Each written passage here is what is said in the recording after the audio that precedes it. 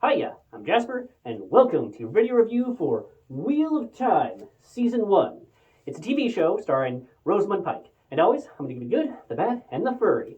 To start off with the furry, there's these things called Trollocs, which have kind of the fawn style of legs, and then the Minotaur style of head, with generally fur covered and bigger than people, viciousness type of bodies.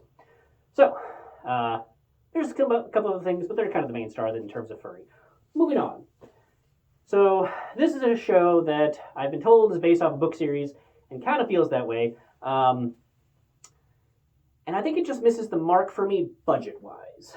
So if you've ever seen the Sword of Shannara series TV show, it's about that level, where the Sword of Shannara book series, amazing, super loved it. And then they made the TV show, which was fun, but not super realistic. So there was a few problems that I had with this show that I think really came down to budget. So this is a show that's an Amazon original, right? So when you think Amazon, you're like, okay, this is one of the two most valuable companies in the world. They could probably spare a few $1 million an episode to make a really good show. At least maybe Netflix level of money to make a really good show. And I feel like they gave it early 2000s Sci-Fi Channel level of money, which kind of is Sword of Shannara level of money. There was CGI in here and a number of like wide angle shots. I'm like, well, that's like matte painting level from the early 90s level of CGI, where you just have the tiny characters and it's clearly CGI, they're moving across the screen. And then there were some up close shots where, Trollocs or whatever else are swinging. It was very bad CGI. Now the wispy, magic-y things, they nailed that. That looked great every single time it was on screen. But a lot of the other magic, a lot of the other CGI just didn't look good enough for an Amazon Prime original series that came out in 2021. 10 years ago, totally would have forgiven this level of CGI. I would have been like, oh, that's pretty good for a TV show budget. But now, no. Nope. No, you got to do better. So there was a CGI, which by itself sometimes is forgivable. But this is a show set in like a medieval-esque period, if you will, in terms of technology. And everyone needed a better, I don't want to call them wardrobe person, but a person to make their clothes look like they didn't just get them off the shelf. Every single person was too clean, and everything they wore was too clean, too new, too unused. They just were like, yep, we just made this, got it off the shelf at, ancient sea penny, and now we're wearing it. And it just took me out of the universe. So the bad CGI took me out of the universe. The clothing that just didn't match took me out of the universe. And then I realized that it's a TV show that's trying to like draw things out in a way to like, reveal things to you slowly in a way that keeps you going. But I felt like if you're going to do that, like if you're going to take until episode like 4 out of 6 to reveal a key part of how your society's structured for me, then do it better than just a clunky dialogue reveal that you could have done 4 episodes ago. So, like how the blue-robed magic people versus the red-robed and the yellow-robed and the white-robed and everything else, it was very fuzzy as to what each of these factions, if you will's, philosophy was.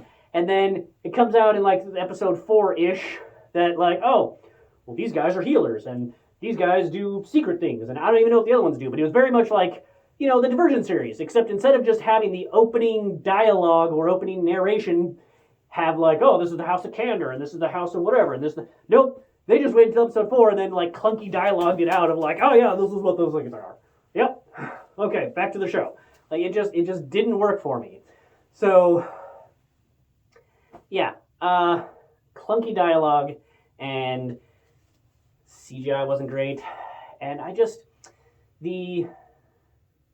just didn't work. And I assume that maybe they just tried to condense too much into this 6-episode show. But like, if you're already making a show out of it, take your time to make things look like you haven't cut a whole bunch of stuff out to explain things. So I still feel like they didn't adequately explain some stuff. Part of it might be my fault because, again, I was into episode 1 and I could already tell just from all the things that happened in episode 1 and that it wasn't going to be that great. And I think that the last thing that really made it so that the series doesn't feel realistic and doesn't draw you in any way is the lighting. Because there was a couple times where, like, you know, they're like, oh, they had the camera up and it pans down into what is clearly now the set, and that was CGI. Now, I will give them that the transition between the CGI extension to the real-world set was seamless. I will give them that. That was seamless. I couldn't tell when that transition point was. But then the entire rest of the scene set in this supposed to be grand place was just like dink or dink. Like they only had like 2 camera angles and they wouldn't show you anything else. And this is supposed to be like the grand palace tower of whatever that's like renowned all over the world. And it's smaller than your like average cafeteria. It's smaller than the like sitting area of your average fast food restaurant. I feel like it is small. And sure, I don't know how high up the tower goes specifically because I think they missed out, or maybe I just missed when they showed the exterior shot. But it is not grand enough for the grand nature that they are trying to portray in this. And this, I think, again, comes down to budget, that they didn't have enough to expand out the set to make it big enough to justify this. And there were some scenes that, you know, they were set in this, and, you know, you could hear the birds chirping, and you could hear some outside noise, and you could see the sunlight streaming in, except that no matter how the camera changed positions, either facing this way or facing this way, you know, throughout this whole, like, interactive scene with these people, not once did you ever get a clear look outside the windows. There was windows, that's where the light was streaming in, that's where you're hearing birds chirping, that's where you're hearing outside noises happening, like, you know, like, just general city bustle. But at no point did you ever get one little tiny peek of anywhere out there. Like, it was clear that they just didn't even have the budget to have a green screen to CGI some stuff going on out there, to CGI the sky. Like, they couldn't even get the lighting to match that, so they were just like, we're just gonna pretend that, wow, that this room is just magically set up in a way that you never actually see outside. Like, come on, man. Come on. Again, 10, 20 years ago, totally forgivable, totally understandable. Sci-Fi Channel show, understandable. This is an Amazon Prime original in 2021. Do better. Okay? So yeah. If you like some magic-y things, sure, but I'm not going to say it in a spoiler way, but the ending of this, it doesn't super solve enough, in my opinion, and they leave it open for a second season, which I kind of honestly hope they don't get, because they don't really deserve it. Swing and a miss. So, yeah, I would say to skip this show, unless you're watching this right before my Season 2 review. So if they get a Season 2, I will watch it for your sake, and I will review it. So listen to this, then listen to my Season 2 review. If it's the same, which it probably will be, then definitely skip this show. It's not worth your time, because it wasn't worth Amazon's money. So don't make it worth your time. Alrighty, that's all I have for this one. Thanks for coming. Thanks for watching. Hope to see you at the next one.